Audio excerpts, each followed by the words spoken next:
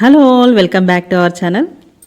శ్రావణ మాసం సందర్భంగా అమ్మవారికి నైవేద్యంగా పెట్టడానికి రకరకాల నైవేద్యాలు అయితే నేను వీడియోస్ పోస్ట్ చేశాను. ఈ వీడియోలో ఒకే పిండితో 3 రకాల నైవేద్యాలు మనం ఈజీగా అమ్మవారికి ఎలా చేసుకోవాలో చూసేద్దాము. ఒక పిండి రుబ్బుకుంటే చాలండి, మనము ఈజీగా పాకం గారెలు, అలాగే పెరుగు వడ, ఇంకా అల్లం గారెలు చేసేసుకోవచ్చు. మరి ఇది ఎలా తయారు చేయాలో చూసేద్దాం పదండి. ఫస్ట్ అయితే ఒక గిన్నెలో మినపప్పుని నానబెట్టుకోవాలి. 2 కప్పులు మినపప్పు నానబెట్టుకుంటున్నాను నేను ఇక్కడ. ఒక 4 to 5 అవర్స్ వరకు నానబెట్టుకోవాలి. దీన్ని ఫస్ట్ ఒక 2 to 3 టైమ్స్ బాగా వాష్ చేసేసుకోవాలి నీట్గా.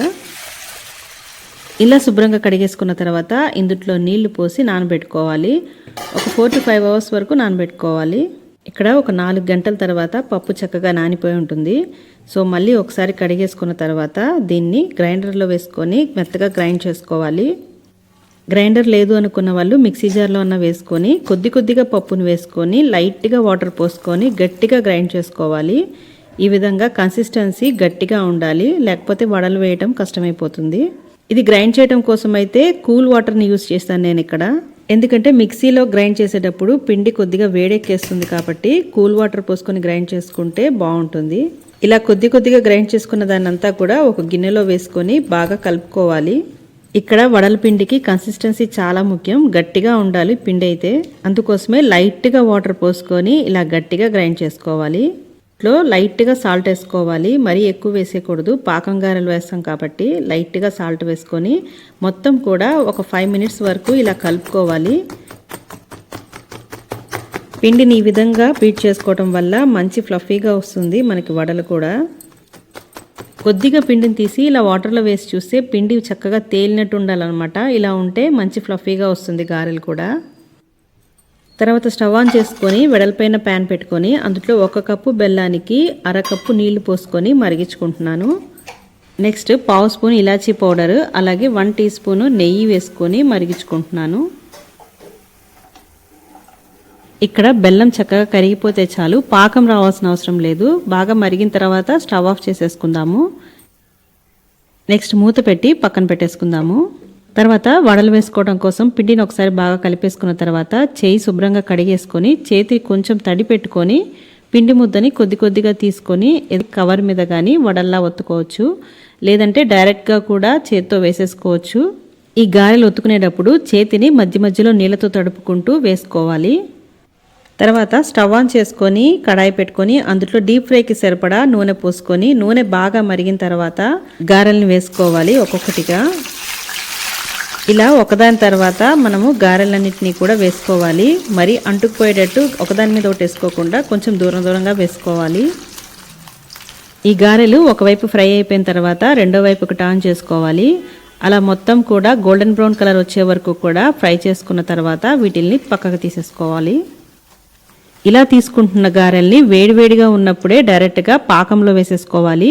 ఒకవేళ పాకం ఆరిపోయినట్లయితే పాకాన్ని కూడా కొద్దిగా వేడి చేసుకొని మరొక స్టవ్ మీద వేడిగా ఉన్న పాకంలో వేడిగా ఉన్న గారెల్ని వేసుకోవాలి. ఈ పాకము ఒకవైపు పీల్చుకున్న తర్వాత రెండో వైపుకు టర్న్ చేసుకొని మూత పెట్టేసుకొని పక్కన పెట్టేసుకుందాము కాసేపు. గారెలు పాకం బాగా పీల్చుకున్న తర్వాత వీటిల్ని మరొక గిన్నెలోకి ట్రాన్స్ఫర్ చేసేసుకోవచ్చు. ఇంకా పాకం గారెలు అయితే రెడీ అయిపోయినట్టే. నెక్స్ట్ పెరుగువడ ఎలా తయారు చేయాలో చూసేద్దాము. పెరుగువడ కోసము స్టవ్ ఆన్ చేసుకొని చిన్న ప్యాన్ పెట్టుకొని అందులో 2 టేబుల్ స్పూన్స్ నూనె పోసుకోవాలి. నూనె వేడెక్కిన తర్వాత ఆవాలు, జీలకర్ర, అలాగే పచ్చిమిర్చి ముక్కలు, అల్లం ముక్కలు వేసుకొని ఫ్రై చేసుకోవాలి. నెక్స్ట్ కొద్దిగా కరివేపాకు, ఎండుమిరపకాయను కూడా వేసుకొని మొత్తం కూడా ఫ్రై అయ్యే వరకు కలుపుకోవాలి. తర్వాత చిటికెడు ఇంగువ కూడా వేసుకొని మొత్తం కూడా ఫ్రై చేసుకున్న తర్వాత స్టవ్ ఆఫ్ చేసేసి చల్లారనివ్వాలి తాలింపుని. తర్వాత మరొక బౌల్లో 2 కప్పులు పెరుగు తీసుకుంటున్నాను. పెరుగు బాగా చిక్కగా ఉంటే కొద్దిగా వాటర్ పోసుకొని బీట్ చేసుకోవచ్చు. పెరుగును బాగా బీట్ చేసుకున్న తర్వాత ఇందులో సరిపడా సాల్ట్ వేసుకోవాలి.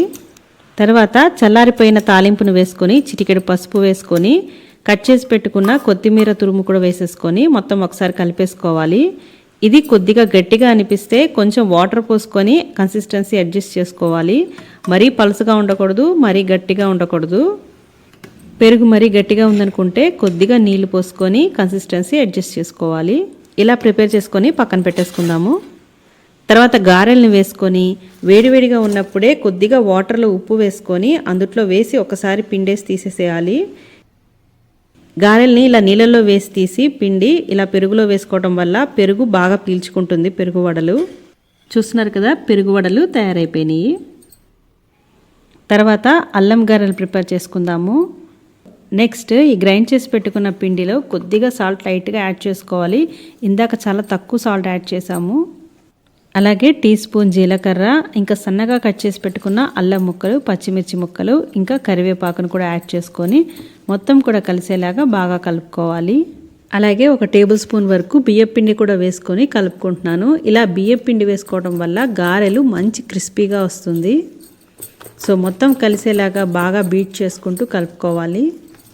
నెక్స్ట్ సేమ్ ఇందాకట్లాగానే చేయిని నీటితో తడుపుకుంటూ ఇలా కొద్ది కొద్దిగా పిండిని తీసుకొని ఏదన్నా ఒక కవర్ మీద కానీ లేకపోతే అరిటి ఆకు మీద అయినా కూడా వడల్లాగా వత్తుకొని నూనెలో వేసుకోవటమే. నెక్స్ట్ స్టవ్ ఆన్ చేసుకొని కడాయిలో డీప్ ఫ్రైకి సరిపడా ఆయిల్ పోసుకున్నాం కదా ఇందాక, ఆ నూనెలోనే ఈ గారెలను కూడా వేసి తీసుకుంటున్నాను. ఇలా ఒకవైపు మంచిగా ఫ్రై అయిన తర్వాత రెండో వైపుకు టర్న్ చేసుకొని రెండు వైపులా ఈవెన్గా మంచి కలర్ వచ్చేంత వరకు కూడా ఫ్రై చేసుకొని పక్కకి తీసేసుకోవటమే. ఇలాగే పిండి మొత్తం కూడా గారెలు వేసుకొని తీసేసుకున్నాము. చూస్తున్నారు కదా, అల్లం గారెలు కూడా ప్రిపేర్ అయిపోయినాయి. అంతేనండి, ఒక మినపప్పు నానబెట్టుకొని రుబ్బుకుంటే మనము 3 రకాల నైవేద్యాలు అమ్మవారికి ప్రిపేర్ చేసేసుకోవచ్చు చాలా ఈజీగా. ఇంకా మన ఛానల్లో ఆల్రెడీ డిఫరెంట్ టైప్స్ ఆఫ్ ప్రసాదాలు అయితే నేను పోస్ట్ చేశాను. మీరు కానీ ఇప్పుడు దాకా చూడకపోతే ఒకసారి చూడండి. వీడియో నచ్చితే లైక్ చేయండి. అలాగే ఇలాంటి ఇంట్రెస్టింగ్ రెసిపీస్ కోసం మన ఛానల్ని సబ్స్క్రైబ్ చేసుకోవటం మర్చిపోమాకండి. మరో ఇంట్రెస్టింగ్ రెసిపీతో మళ్ళీ కలుసుకుందాం. Thank you for watching. Have a nice day.